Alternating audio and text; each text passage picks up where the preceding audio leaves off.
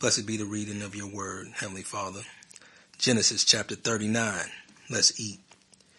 And Joseph was brought down to Egypt, and Potiphar, an officer of Pharaoh, captain of the guard, an Egyptian, bought him of the hands of the Ishmaelites, which had brought him down there. Notice that down there because they was coming from the north in the land of Canaan. And the land of Canaan where they were all living is north of Egypt.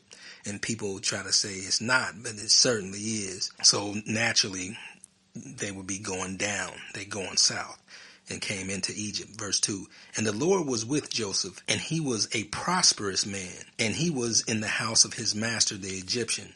And his master saw that the Lord was with him, Emmanuel, and that the Lord made all that he did to prosper in his hand. And Joseph found grace in his sight, and he served him, and he made him an overseer over his house, and all that he had he put into his hand.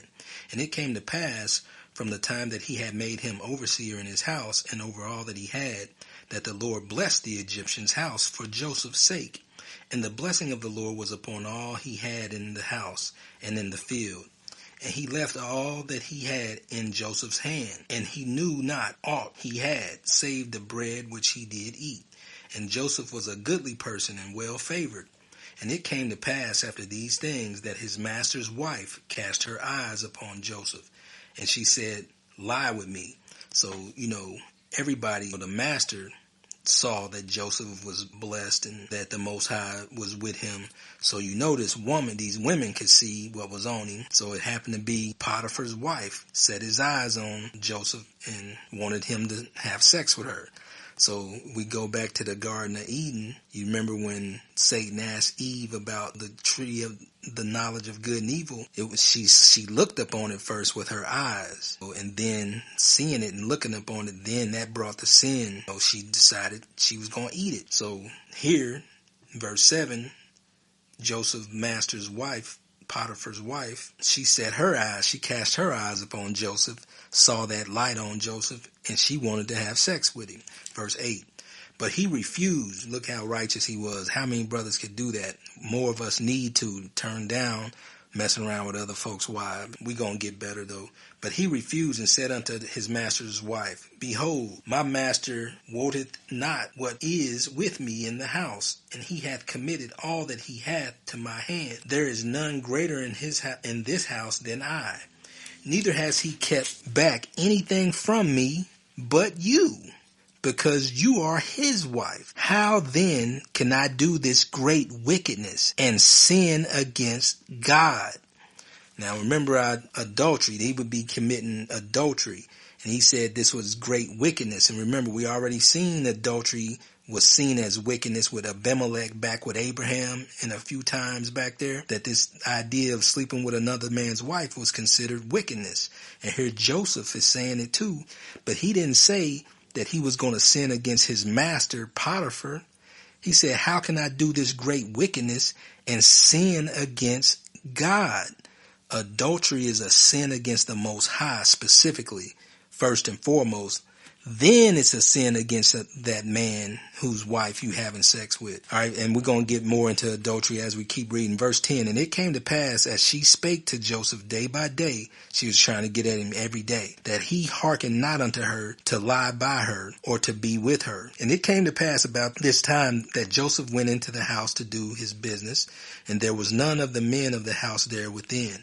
And she caught him by the garment, saying, lie with me. And he left his garment in her hand and fled and got him out. So she was just going to take it. Does happen. Men get taken advantage of. Trust me, it does happen.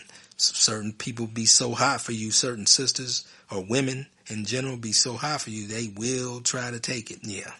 Anyway, verse 13. And it came to pass when she saw that he had left his garment in her hand and was fled forth, that she called unto the men of her house and spake unto them, saying, See, he hath brought in an Hebrew unto us to mock us. He came in unto me to lie with me, and I cried with a loud voice, falsely accusing this brother. This could be a death sentence. And in this country with our people, it was a death sentence. Some of those folks back in slavery, some of those Caucasian folks or white folks blame a dude just for looking at him wrong. This is just, man, in the brother's life. So Joseph, one of our forefathers, was dealing with the same thing back then. Just lying, and people believed this woman.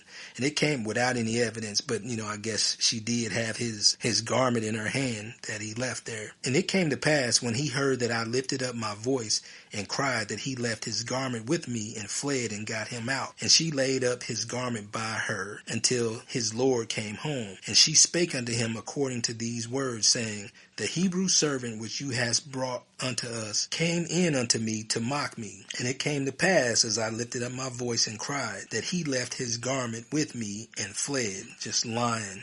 And it came to pass, when his master heard the words of his wife, which she spake unto him, saying, After this manner did your servant to me, that his wrath was kindled. So his brother, Potiphar, was mad at Joseph.